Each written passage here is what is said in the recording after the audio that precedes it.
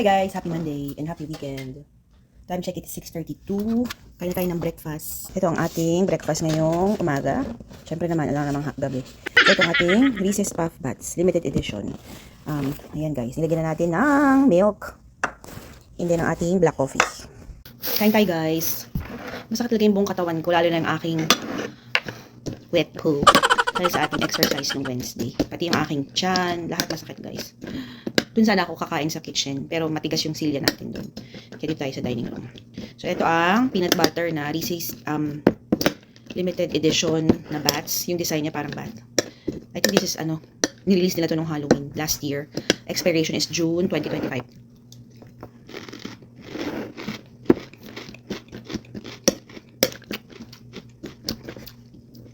So, dahil Friday ngayon guys, yung mga bata ay kakain lang ng tinapay.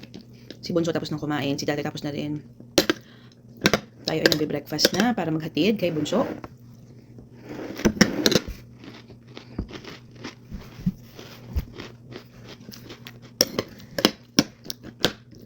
Wala tayong ka-energy maglinis ng bahay guys. Yung ating dining room situation ay napakagulo.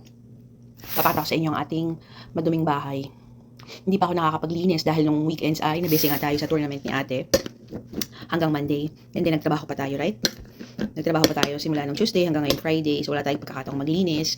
And then ngayon naman ng weekend, meron tayong pahinga na ilang araw. I mean, meron tayong weekend kasi wala silang swim meet. So baka magligpit tayo dito ng ating mga kung anik-anik. So ito ang ating situation ng dining room. Ito yung mga jammers ni JJ. Ito ang kanyang swim goggles. Kung nakita niyo yung corner natin guys ay punong-puno ng kalat. Yan pa yung mga dinala natin sa tournament. Yung mga coolers. Yung bag ng mga braces, and then nag-grocery tayo ng chips. So, meron tayong binili guys ng mga chips. Dadalhin natin yan sa next tournament. Yun naman ang mga pambaon ng mga bagets. Meron tayong goldfish pretzel and chips. So, hindi pa natin naliligpit yan guys. Napakagulo pa ng ating bahay. Wala na tayong kapangyarihan. Talagang minsan nauubos ang ating powers.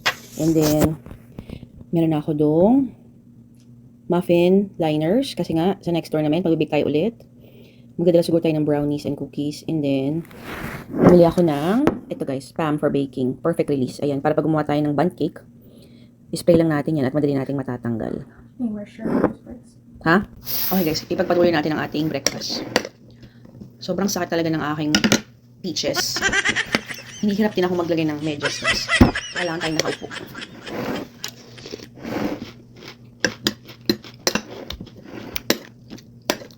Masarap sa pakiramdam yung napapawisan kayo, nag-exercise ka. Pero pagkatapos nun guys, sobrang sakit ng buong katawan mo. Yung para bang napapaisip ka kung tama ba yung ginagawa mong mag-exercise. Pero sabi ni tatay, wag ko daw sayangin. Kasi 8 sessions yung binayaran natin. Actually, hindi naman siya ganun kamahal. That's for 8 weeks. Na-miss ko nga yung last Wednesday dahil medyo puyot nga tayo at pagod. Pero itong Wednesday na to ay pumunta tayo sa ating session. Yun naman ay tumatagal ng 45 minutes. Karamihan ng mga nandun guys, mga nanay din or mga babae na gustong pagtuunan ng pansin yung kanilang health.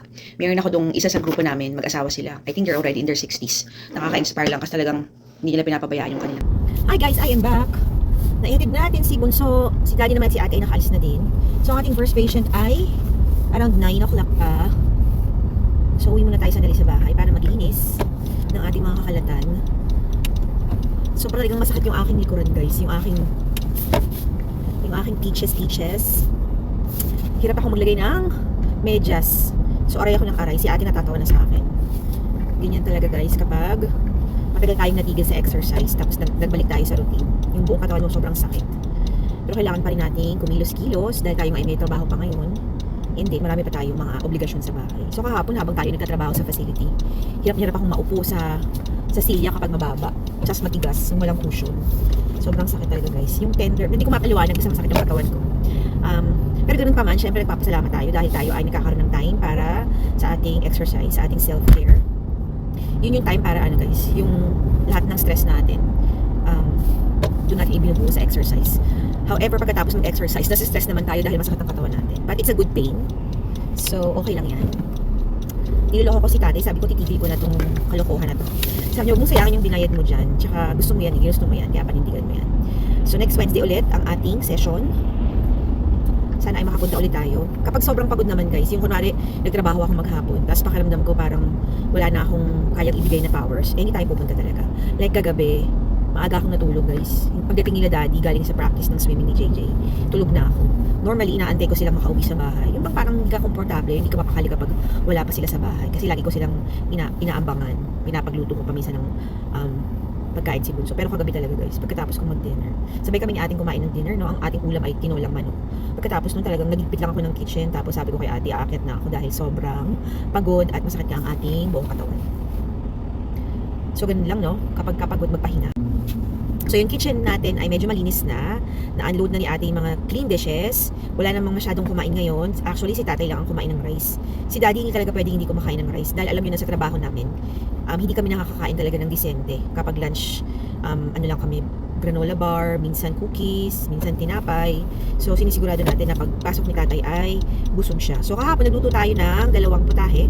Meron tayong kalderetang baka na paborito ni daddy. And meron din tayong tinolang manok. So yung tinolang manok yung aming inulam kagabi. And then kanina umaga naman, tinanong ko si daddy kung anong kinain niya. Kumain daw siya ng kaldereta. So talagang favorite niya yun. Sabi ko sa kanya, bakit mo kinain? Hindi pa naman yan pang breakfast. Niloloko ko si tatay. Sabi niya pinagtsagaan niya lang daw. Eh di wow siya pa. So mamayang gabi yan ulit ang ating ulam. Dahil hindi naman namin kinain ng mga bata yan kahapon. And then bukas guys, dahil wala silang kaganapan, walang competition, walang swim meet. Hindi ko alam kung anong lulutuin ko. Hindi ko pa naiisip. Alam niyo yung struggle nating mga nanay, no? Hirap tayong mag-isip kung anong lulutuin natin, ipapakain sa ating mga pamilya, sa ating anak. Lalo na yung mga anak ko sobrang mapili. When I say mapili, hindi sila kumakain masyado ng gulay, except chop suey. Yung mga isda, hindi nila gusto. Ang kinakain lang nila is yung parang cream dory, yung swai fillet. Si Bunso naman kahit lang tuna incan, mabubuhay na yun doon. Gusto niya yun. So, tingnan natin kung anong maluluto natin. Dahil Sabado bukas, yan ay steak Saturday para kay Bunso. However, hindi na siguro ako magluluto ng steak kasi last Saturday nag-steak na siya. And then, puro na tayo yobabs. Kahapon ang kanilang breakfast ay bacon. And then, meron tayong pork na niluto ng last week. I think nung Thursday. So, subukan naman natin magluto ng isda sa Saturday bukas. Meron pa tayong swai doon sa bahay. And then, nakabili din ako ng dalawang catfish fillet or yung hito. Kaya adobo ko na lang yun para makakain naman tayo ng isda. Napakahirap talaga kapag yung anak mo ay mapili. Gusto ko sana silang pakainin ng hito pero ayaw naman nila nun. So magluto na lang tayo ng breaded na swai fillet para sila ay maka-fish naman. Para naman tayo ay maging healthy. Hindi naman natin i-deep fry yun guys. So ngayon, punta muna ako ulit sa Giant para magtingin-tingin ng kanilang mga karne. Dahil wala tayong nabili kahapon, balik tayo ulit ngayon. Magpakasakali tayo. Napakamahal na ng guys, ng mga bilihin din dito, no? Yung mga baka, yung mga meats, napakamahal na din. So, kung meron talaga tayong pagkakataon na makakuha ng naka-yellow tag, why not, choknat? Ako ang aking paniniwala, kahit na sentimo pa yan, basta makakatipid ka, for the go tayo. Huwag na tayong magpanggap na mayaman. So, collectively, yung mga centavos, or kahit sabihin mo $1, $2, kapag yan ay naipon, malaki-laking bagay na din yan. Pwede naman natin i-freezer. Meron na ako actually space sa freezer. Yun namang bibiling ko na ground beef ay dadalhin naman natin yan sa tournament ni ate. So maliban pa sa baked goods dahil yan ay 2-day event. Magdadala yung isang nanay na mac and cheese sa crockpot. Ako sabi ko magdadala ako ng taco meat. Lalagay ko rin sa crockpot para medyo mainit-init pa. Bumili na ako kahapon ng chips, ng salsa, ng cheese.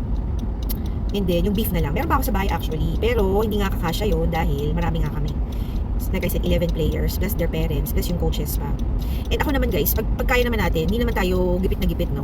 Kapag kaya naman nating magbigay or mag-donate, mag-share ng pagkain, ginagawa ko talaga yun. Parang support ako na din yun sa anak ko. Nakikita ng bata na all-out support naman tayo. Na-appreciate niya yun. Panay ang thank you naman ni ate. Nung last tournament niya, na-appreciate niya yung nagbig-big tayo ng goodies, dahil nagugustuhan ng mga mommies, nagugustuhan ng mga teammates niya, parang at the same time, parang kino-compliment din siya na masarap ng binibig ng nanay mo or palagi natin nilo-look forward yung dadalhin nyo na cookies para sa tournament. Kasi guys, karamihan ng mga girls sa volleyball club ni ate ay nakasama na namin last year. So parang natutuwa sila na nagdadala tayo ng mga baked goodies. So bago pa mag-start yung season, tinatanong na si ate ng mga ka-teammates niya. Sabi niya, magdadala ba ng cookies yung mami mo sa mga tournaments natin? And sabi naman ni ate, yes, kasi nga mahilig tayo mag-bake. So yung mga ganong bagay ba? Yung maliit na bagay for us, tapos na-appreciate sobra ng mga bata. Yung nakakatuwa yung gano'n, ang lakas maka-happy. Okay guys, napakahaba na naman ang aking kinukwento. So yun ang ating buhay dito, no? Bilang working mom and bilang sports mom. Kailangan nating suportahan ang kagustuhan ng ating mga anak. So nung sinabi niya na gusto niyang i-try yung volleyball, nung last year lang yung first experience namin for club, wala kaming idea na ang tournament ay tumatagal ng hanggang gabi. So nung first tournament namin, kami ay na-shock din na ganito pala katagal ang volleyball games. But nag-enjoy kami guys dahil siguro malaking bagay din yung mga nanay, yung mga parents na kasama mong maghapon na nauupo dun para manood. Sobrang mababait sila.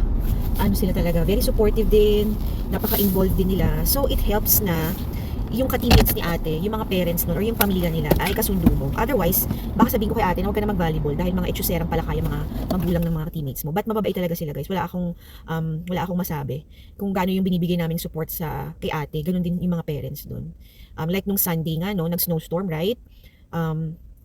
So, magkakasama kami. Meron kaming isang spot na ni-reserve. Parang we're camping together. Nagkakwentuhan lang kami na yung effort talaga binibigay sa mga anak. Kung hindi ka rin talaga matyaga, parang hindi mo kakayanin na magstay ng ganun katagal or magdadrive ka sa snowstorm para ihatid yung bata. So, nakakatuwa. So, nililook forward natin yung ating next tournament. Hindi man sila nanalo sa kanilang first tournament dahil napakarami talagang napakagagaling na mga volleyball players. Yun ay nanggaling sa iba't ibang. Actually, yung iba doon galing pa sa ibang state like New Jersey, Maryland, New York. Meron pang isang team yung nag-champion na galing ng Puerto Rico. So talagang napakaraming talented na volleyball players. But anyhow, hindi man sila nag-uwi ng medal, very proud pa rin tayo dahil I believe out of 35 teams, pang 21 naman tayo. So, hindi naman kulelat yung team natin. So, we're just gonna keep trying, no? Marami pang mga susunod na tournament. Hopefully, makakapag-uwi tayo ng medal. Kasi last year, maganda ang naging experience ni ate dahil out of 6 tournaments, 5 ang napanalunan nila. So, 3 silvers and 2 golds. Okay guys, punta muna ako sa Giant ng mabilis. See you later!